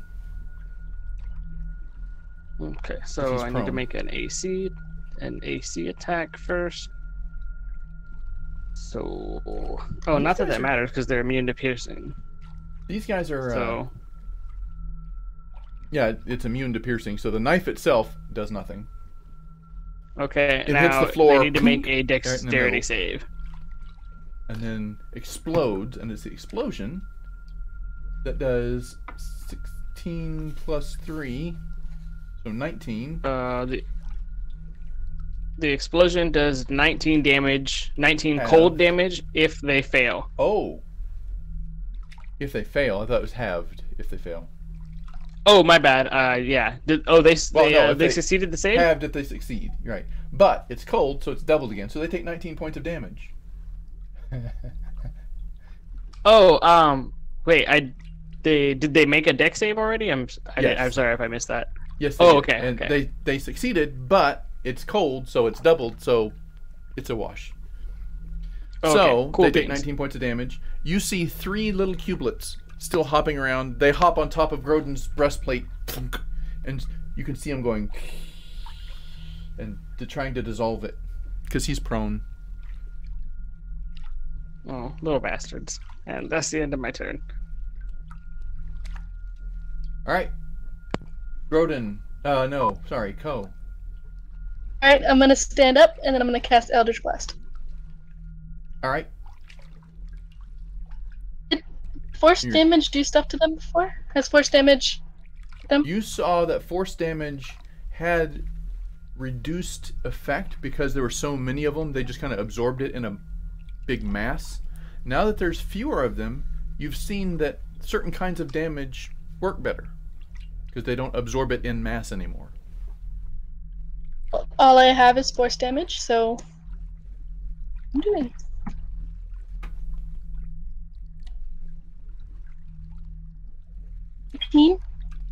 That hits. Alright, and I actually looked at it, and I'm supposed to roll separate attacks for each beam. There are 3 little cubelets. And so how many beams do you have? 2. 2. You can aim it at 2 of them. They have like 2 hit points each. And so the second attack is 21. yeah.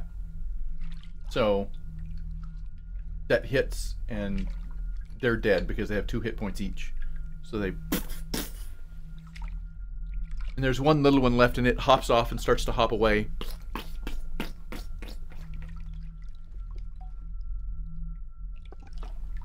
Kill it. Show no mercy.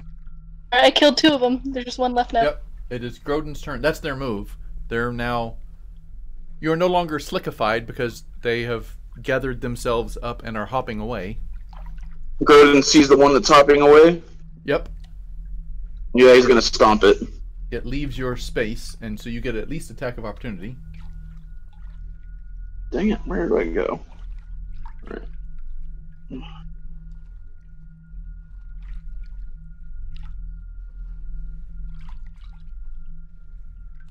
Oh, yeah. Natural 20. Whoa! It scatters all over the wall. Yep. Alright, you're gonna roll damage on that. Nope, he had 2 hit points. Alright. You are out of initiative. Could you not have warned us about this before? I did.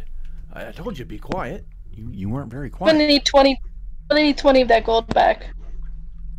I don't think so. You paid me to get you through. I'm getting you through now. And I almost died. If you want more of those, And this wasn't very safe. If you want more of those to come around, then sit here running your jaws. But I'm moving on.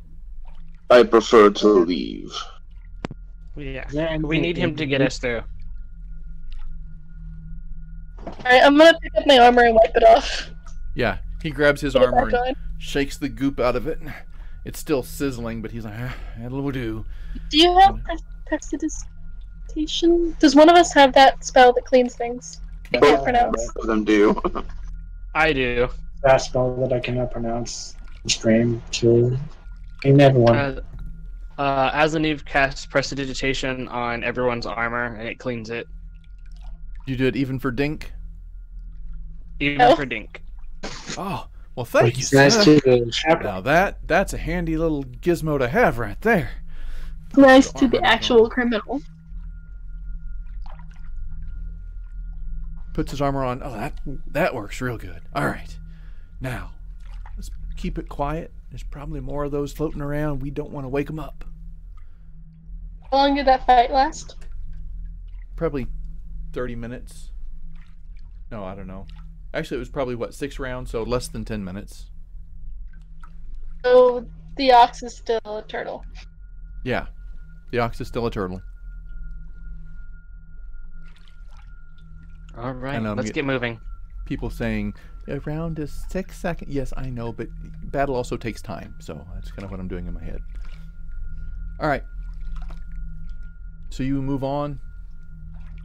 You slink your way through. I need stealth rolls, please. Awesome. You want to recast Bless Pescar?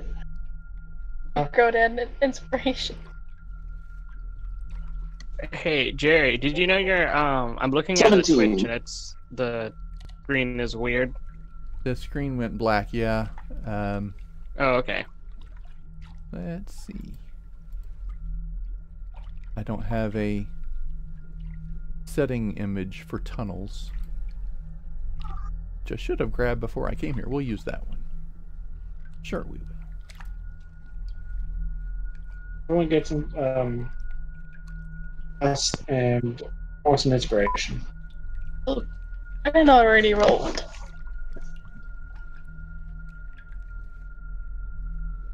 Slan was pretty non-sneaky.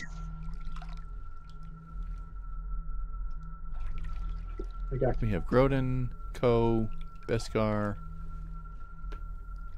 Oh, Beskar again for his bless. Aslan did fairly well. Oh, there's a bless. I need to add That's something here real quick. Sorry. 18 points, or 18 for stealth on Grodin. Way better than last time. Much better. Everybody passed this time, especially with the bless going on. So you work your way through the tunnels. And he goes left at a spot, goes a little further, turns right, says, now, right up there, about, I don't know, 60 yards or so. There's a grate. You're going to come out there, but when you come out there, you're going to be right in the center of town. So you got to get out quick and put the grate back as quick as you can. Don't be seen. No. Very well. All right, I'm headed back. He turns and starts to Thank you walk for back. not leaving when things got tough. Oh, that's my job. Got to do my job. One question: how do you navigate through these tunnels? If we want to get out through here.